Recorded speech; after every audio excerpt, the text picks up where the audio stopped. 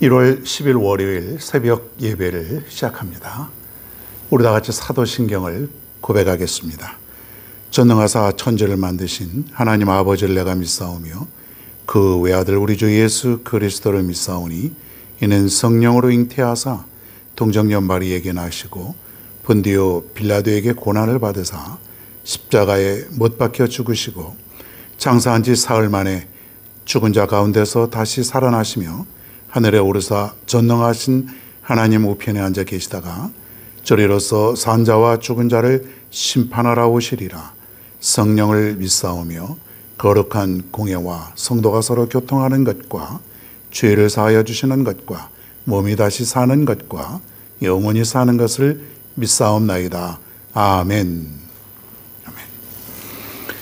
하나님의 말씀입니다. 사도행전 21장. 자, 오래간만에 사도행전을 다시 공부합니다. 사도행전 21장 27절부터 30절 말씀 제가 읽겠습니다. 사도행전 21장 7절로 30절. 그 이래가 거의 참에 아시아로부터 온 유대인들이 성전에서 바울을 보고 모든 무리를 충동하여 그를 붙잡고 외치되 이스라엘 사람들아 도우라. 이 사람은 각처에서 우리 백성과 율법과 이곳을 비방하여 모든 사람을 가르치는 그 자인데 또 헬라인을 데리고 성전에 들어가서 이 거룩한 곳을 더럽혔다 하니 이는 그들이 전에 에베소 사람 드로비모가 바울과 함께 시내에 있음을 보고 바울이 그를 성전에 데리고 들어간 줄로 생각함이러라. 온 성이 소동하여 백성이 달려와 모여 바울을 잡아 성전 밖으로 끌고 나가니 문들이 곧 닫히더라. 아멘. 고난이 가져다 준 유익이라고 하는 제목으로 오늘 말씀을 증거합니다. 자, 고난. 이 두 글자, 한 단어만 들어도 뭔가 좀 몸이 부르르 떨리지 않습니까? 고난. 지긋지긋해. 어떤 사람은 아주 너무 고난을 많이 당해서 고난 소리만 들어도 아주 지긋지긋하고 듣기도 싫은 그런 말일 수도 있습니다.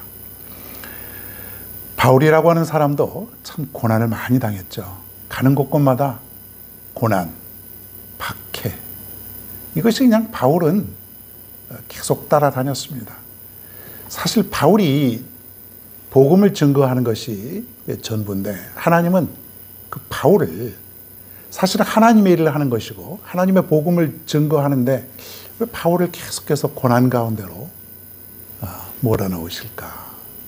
왜 하나님은 바울을 계속해서 고난 가운데 살게 하실까? 이런 인간적인 의문이 들게 됩니다. 그러나 우리가 하나님이 하시는 것은 무조건 옳다. 우리가 하나님이 하시는 것을 판단할 수가 없습니다.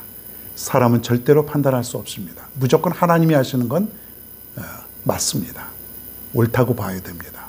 합당한 것입니다. 그렇게 우리가 생각해야 되니까 하나님이 바울을 고난 속으로 몰아가신 것도 깊은 뜻이 있다.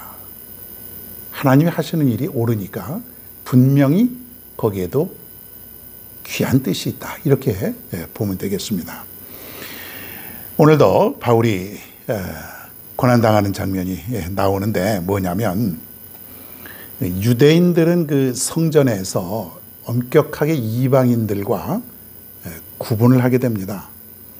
그래서 그 예루살렘 성전에 그 당시에 보면은 유대인의 뜰, 그러니까 유대인들만 들어갈 수 있는 그 공간, 실내는 아니고 실외인데요. 그 뜰이 있어요. 굉장히 크겠죠. 수많은 사람들이 들어가야 되니까. 그런데 여기에는 유대인들만 들어갈 수 있고 또 이방인의 뜰이라고 있어요. 이방인의 뜰은 유대인 아닌 사람들이 들어갈 수 있는 곳인데 뭐 거기도 상당히 넓겠죠. 자, 그런데 거기에 그 담에 벽에 뭐라고 써 있냐면 유대인의 뜰로 들어오는 사람은 죽게 될 것이다. 그런 글귀가 헬라어와 라틴어로 쓰여져 있었답니다. 그러니까 이방인들이 유대인의 뜰로 그 공간으로 들어오게 되면 실수든지 뭐든지 하여튼 들어오게 되면은 죽게 된다는 것이에요. 그러니까 이게 아주 구분이 되어 있는 것인데, 오늘 사건은 뭐냐면 사도 바울이 그 드로비모라고 하는 사람과 함께 그 시내에서 이렇게 함께했던 시간들을 유대인들이 보았던 것 같아요. 그러니까 드로비모하고 이 사도 바울은 뭔가 좀 가까웠던 사이인 것 같은데, 아마 시내에서 성내에서 뭐 물건도 사고 여러 가지 이렇게 함께했던 시간이 많았던 것 같아요. 자, 그걸 보고 유대인들이 이제 이렇게 책을 잡습니다. 또 추측을 하고 상상을 합니다. 바울이라는 사람이 이방인인 드로비모를 유대인의 뜰로 데리고 왔다. 같이 함께 데리고 왔다. 이렇게 판단을 해버린 거예요. 왜요? 같이 어울려 다녔고 한참 동안, 그리고 굉장히 친한 관계 같으니까 아마 유대인의 뜰로 바울이 드로비모라고 하는 사람을 데리고 들어왔던 것, 그렇게 생각을 했던 것이죠. 실제로는 아닌데. 그러니까 어떻게 보면은 그렇게 오해도 할 수 있지만은 실제로는 바울을 착잡기 위해서 아마 소문을 퍼뜨렸다, 이 설이 더 타당한 것 같습니다. 바울이 저 이방인을 유대인의 뜰로 데리고 왔다. 그러니까 신성을 모독한 것이다. 교회를 모독한 것이다. 율법을 어긴 것이다. 이렇게 바울을 모함을 하고 있습니다. 자, 이 일로 인해서 온 소동이 일어나게 됩니다. 아주 그냥 난리가 났어요. 지금 생각해보면 그게 뭐가 그렇게 중요한가 생각할 때지만, 그 당시에는 그 사람들은 그것을 가장 중요하게 생각했던 것이에요. 소동이 나고, 그래서 바울이 결국은 잡혀가게 됩니다. 그 소동으로 인해서 바울이 잡혀가게 돼요. 자세한 사항은 뭐 이렇게 얘기하지 않겠습니다. 전에 아가보라고 하는 예언자가 바울의 띠를 가져다가 꽁꽁 묶었다 그랬지 않습니까? 그래서 이 띠 임자가, 즉 바울이죠, 예루살렘에 가면은 잡혀서 결박당하여서 꼼짝없이 감옥에 가게 될 것이다 라고 하는 예언이 맞아 떨어졌다고 볼 수가 있습니다. 이 사건으로 인해서 바울은 가이사랴에서 약 2년 동안 감옥에 갇히게 됩니다. 여러분 얼마나 답답합니까? 지금 복음을 전해야 되고, 바울의 성정으로 말하면 지금 거침없이 세상을 향해서 복음을 증거하고 외치고 말씀을 전하고 지금 이런 사람인데 감옥에 갇히게 되니까 얼마나 답답해요. 생각해 보십시오, 여러분. 아무 잘못도 없는데 그냥 유대인들이 바울을 모함하고 착잡게 하기 위해서 바울을 그렇게 만드는 거예요. 억울하지 않습니까, 여러분? 얼마나 억울해요. 여러분 같으면 얼마나 억울하겠어요. 난 잘못한 게 없는데, 아무 일도 안 했는데, 고난이죠. 여러분, 그런 고난들이 많지 않습니까? 내가 그리스도인으로 선하게 살다 보면 선한 사람들이 늘 당하게 되어 있어요. 착하게 살고 양보하고 그러면요, 당합니다. 아무 말도 안 하고 그 사람을 지켜주려고 하고 소문 퍼뜨리지 않으려고 하다 보면 잘못해서 내가 당할 때가 많아요. 왜 그렇습니까? 이게 바로 그리스도의 고난이라는 거예요. 어떤 사람은 자전거를 타고 가다가, 실제 있었던 얘기인데, 포장마차 앞에서 그만 자전거가 넘어져가지고 픽 쓰러졌습니다. 그랬더니 소문이 어떻게 났냐면, 모 집사가 포장마차에서 술 먹고 나오다가 자전거 타고 가다가 넘어졌다. 그렇게 소문이 난 거예요. 옛날에 보면 그런 일 많았습니다. 포장마차에서 뭐 우동도 팔고 뭐 술도 팔고 안주도 팔고 그러는데, 배고파서 우동 먹고 나오면은 그걸 본 사람은 저기서 누가 소주 먹고 나왔다, 술 먹고 나왔다, 이렇게 소문 퍼뜨리고. 선한 사람은요, 선한 그리스도인은 이 땅에 살면서 고난 당하게 돼 있어요. 왜요? 세상은 악하기 때문에 선한 사람을 자꾸 넘어뜨리려고 하고, 선한 사람을 자꾸 이용하려고 그러고, 그러지 않습니까? 여러분들도 이 선하게 살려고 할 때에 고난이 올 때가 있습니다. 내가 정말 어디까지 참아야 되나, 또 참아야 되나, 막 모함하고 그럽니다. 근데 내가 아니다라고 항변할 수 있고, 모함한 사람을 그냥 내가 어떻게 할 수도 있는데 꾹꾹 눌러 참지요. 그러니까 당하는 거예요. 고난 당하는 거예요. 그런데 오늘 바울을 보십시다. 빌립보서 1장 12절에 보면 이런 말이 있어요. 형제들아, 내가 당한 일이 도리어 복음 전파의 진전이 된 줄을 너희가 알기를 원하노라. 형제들아, 내가 지금 고난을 당했는데 오히려 복음 증거하는데 진전이 있었어. 더 복음 증거하는데 유익하게 되었어. 지금 바울이 이렇게 말하고 있는 거예요. 아니, 감옥에 있는데 꼼짝없이 바깥에 나가지도 못하고 안에 있는데, 근데 오히려 내가 복음 증거하는데 진전이 되었어. 옛날에는 진보가 되었다, 그렇게 얘기를 합니다. 오히려 잘 됐어. 오히려 내가 감옥에 있다 보니까 더 복음 증거하는 게 잘 됐어. 이렇게 고백을 하는 것이에요. 고난도 유익이라. 고난을 유익하게 해석하는 사도 바울. 사랑하는 여러분, 오늘 말씀을 한번 적용을 해봅니다. 우리가 살면서 고난당할 때 있지요. 있습니다. 그냥 죄값 치르는 거 말고요. 내가 잘못해서 벌 받는 거, 그런 거 말고 고난이 있습니다. 근데 이러한 고난을 당했을 때 내가 어떻게 해석하는가가 중요한 것이에요. 고난을 통해서 믿음을 성장시키고, 고난을 통해서 내가 거룩한 삶을 내가 살게 되는 것이고, 고난을 통해서 말씀을 깨닫게도 되고요. 고난을 통해서 오히려 기도의 자리로 이끌어가게 됩니다. 또 고난을 통해서 내가 겸손해지고, 고난을 통해서 하나님과 더 가까이 나가게 되고요. 고난이 오히려 감사의 삶으로 변하게 됩니다. 그래서 고난이 유익이 있는 것이에요. 이제부터 여러분, 고난을 무조건 싫어하지 마시고, 고난은 아주 그냥 이름만 들어도 내가 좀 치를 떨고 그러지 마시고, 고난이라는 것도 내 인생에 이러한 유익이 있다고 하는 것을 여러분이 기억하시고, 그런 믿음으로 받아들이는 그러한 우리의 자세가 필요합니다. 하나님, 고난이 올지라도 하나님 원망하지 않겠습니다. 오히려 하나님께서 더 좋은 것을 주시려고, 더 강하게 하시려고, 더 말씀으로 굳게 붙들어 주시기 위해서 나에게 이 고난을 주심을 내가 믿습니다.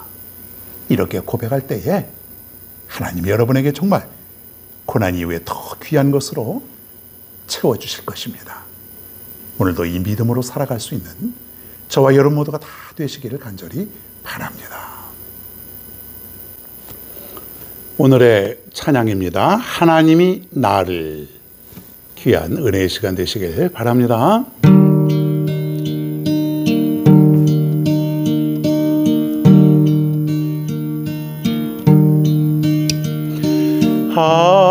하나님이 나를 사랑하심을 늘 깨닫게 하소서.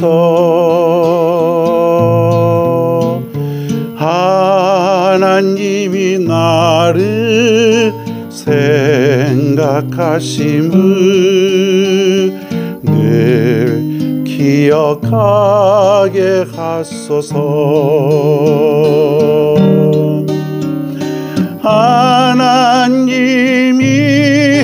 나를 지키심을 늘 감사하게 하소서.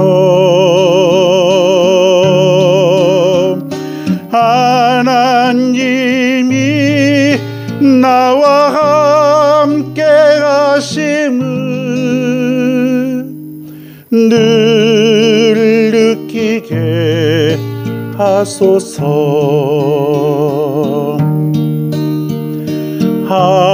하나님이 나를 사랑하심을 늘 깨닫게 하소서. 하나님이 나를 생각하심을 늘 기억하게 하소서. 하나님이 나를 지키심을 늘 하소서. 하나님이 나와 함께 하심을 늘 느끼게 하소서. 하나님이 나를 지키심을 늘 감사하게 하소서. 하나님이 나와 함께 하심을 늘 느끼게 하소서. 늘 느끼게 하소서. 늘 느끼게 하소서.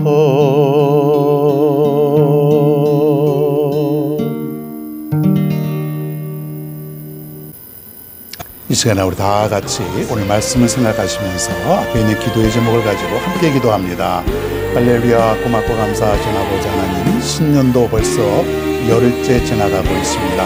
금년에 하나님께서 우리에게 베풀어 주실 그 축복, 그 은혜를 생각하며 오늘도 이 아침에 하나님 앞에 말씀 듣고 기도로 시작합니다. 하나님, 금년도 잘 되게 하여 주시고 은혜 가운데 축복 가운데 잘 살아가게 우리 하나님께서 인도하여 주시옵소서. 간절히 구하옵나니 하나님 인도하여 주시옵소서. 그러나 살다 보면 내가 이 세상에 살 때에 고난이 닥칠 때가 있는데 고난을 두려워하지 않게 하여 주시옵소서. 하나님은 나와 함께 하심을 믿게 하여 주옵소서. 고난도 유익이라고 하는 사도 바울의 고백이 내 고백이 되게 하시고 사도 바울의 간증이 나의 간증이 될 수 있도록 인도하여 주시옵소서. 하나님께서 나에게 고난을 주시는 것은 오히려 믿음을 성장시키고 거룩한 삶으로 인도하고 말씀을 깨닫게 하시고 기도를 더 많이 하라고 하시는 것이고, 그리고 나를 겸손하게 그리고 하나님께 더 가까이 나아갈 수 있도록 인도하신다고 하는 것을 깨닫게 하여 주시옵소서. 이제부터는 고난을 두려워하지 않게 하여 주시고 오히려 고난을 통해서 하나님을 깊이 깨닫고 살아갈 수 있는 우리 모두가 되게 하여 주시옵소서. 오늘도 사랑하는 우리 모든 식구들의 가정을 지켜주시고 저들의 직장과 저들의 사업과 학교와 그리고 모든 영육 간의 강건함을 인도하여 주시옵소서. 하나님께서 인도하여 주시옵소서. 하나님 아버지, 오늘의 삶을 맡기옵나이다. 다 하나님이 도와주실 줄 믿습니다. 하나님이 함께하여 주시옵소서. 늘 하나님과 동행하는 축복의 삶을 오늘도 살아갈 수 있도록 인도하여 주옵소서. 감사드리며 예수님의 이름으로 기도하옵나이다. 아멘.